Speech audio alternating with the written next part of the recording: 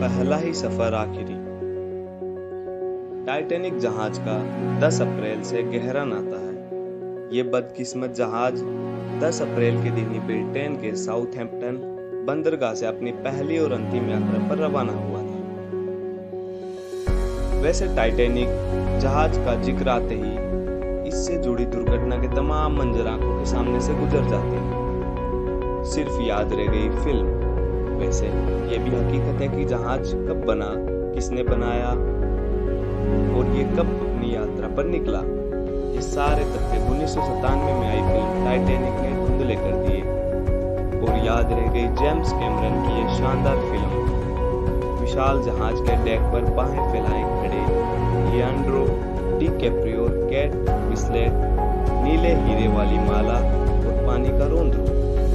आज भी बाकी हादसे की याद है, लेकिन टाइटैनिक की यादगार के दिन इन सारे पर निगाह जरूर डाल लेनी चाहिए, क्योंकि इतिहास की ये भीषण दुर्घटना कभी न भुला दिए जाने वाले हादसों में से एक है।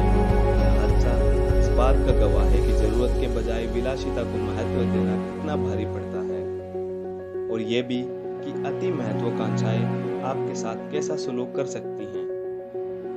इसलिए हुई टाइटैनिक के साथ दुर्घटना। ये सच है कि टाइटैनिक के साथ जो कुछ भी हुआ उसके पीछे सबसे बड़ा हाथ विलासिता और अति महत्वाकांक्षा का था। महत्वाकांक्षा थी इतिहास बनाने की, इस बात की समुद्र में सबसे बड़ा जहाज पहली बार सबसे तेज गति से तैरा। लेकिन इतिहास इस बात पर बना कि सबसे बड़े जहाज का पहला ही सफर आखिरी हो गया।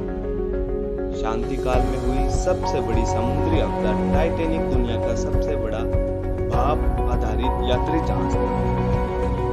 साउथहैम्पटन इंग्लैंड से अपनी पहली यात्रा पर यह जहाज 10 अप्रैल 1912 को रवाना हुआ। 4 दिन की यात्रा के बाद 14 अप्रैल 1912 को एक आइसबर्ग से टकराकर डूब गया। हादसे में 1517 लोगों की मृत्यु हुई। यह मोटे इतिहास की सबसे बड़ी शांति काल हुई समुद्री आपदा बन गई। ये कंपनी करती थी संचालन। ओलंपिक श्रेणी का यात्री लाइनर टाइटैनिक का संचालन white star lining shipping company कर रही थी। इसका निर्माण बेलफास्ट आयरलैंड के हारलैंड और वोल्फ शिपयार्ड में किया गया था।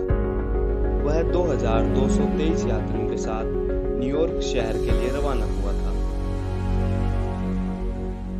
टाइटैनिक के डूबने की मुख्य वजह इसका तेज गति से चलना था। टाइटैनिक के मालिक जेब रुशीस्मे ने जहाज के कप्तान एडवर्ड स्मिथ को जहाज को अत्यधिक गति से चलाने के लिए कहा था।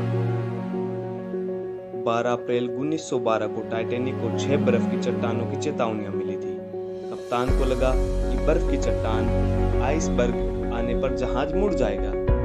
बदकिस्मती से ऐसा नहीं हुआ। बर्फ की चट्टान आने पर वह अधिक गति के कारण समय पर नहीं मुड़ पाया और चट्टान से जा टकराया। इस जहाज के आगे के हिस्से में छेद हो गए और लगभग 11:40 पर रात को वो डूबने लगा और तकरीबन रात को 2:20 पर पूरा अटलांटिक महासागर में समा गया। टाइटैनिक का निर्माण बेलफास्ट आयरलैंड के हारलैंड और वोल्फ शिपयार्ड में किया गया था। इसका बनाया जाना एक प्रतिस्पर्धा थी और उसे कुनार्ड लाइन के लुसितानिया मोरिटानिया जहाजों की प्रतिस्पर्धा के तौर पर डिजाइन किया गया था। दरअसल टाइटैनिक से पहले मोरिटानिया शिप सबसे बड़ा जहाज था और अपनी विलासिता के लिए प्रसिद्ध भी।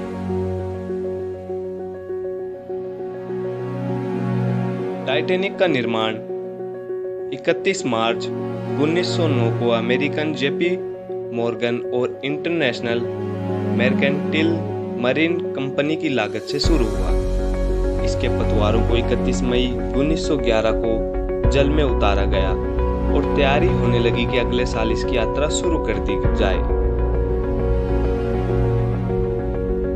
इसमें 29 बॉयलर थे जो 159 कोयला संचालित भट्टियों से जुड़े हुए थे और जहाज को 23 समुद्री मील 43 किलोमीटर प्रति घंटा की तेज गति प्रदान करते थे। 62 फीट 19 मीटर की ऊंचाई की 4 में से केवल 3 फुनेल काम करती थी और चौथी फुनेल वेंटिलेशन के लिए थी। इसके साथ ही यह जहाज को अत्यधिक सजावटी और आकर्षक भी बनाती थी। जहाज की कुल क्षमता यात्रियों और चालक दल के साथ 3549 थी।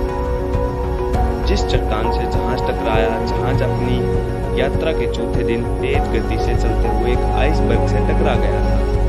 एक अनुमान के मुताबिक ये बर्फीली चट्टान करीब 10,000 साल पहले ग्रीनलैंड से अलग हुई थी। आज की हमारी इस वीडियो में आपको अगर कुछ भी गलती लगी हो तो हम माफ़ी चाहते हैं। दरअसल ये वीडियो हमारे चैनल ओल्ड मिस्ट्री हिस्ट्री की पहली वीडियो है।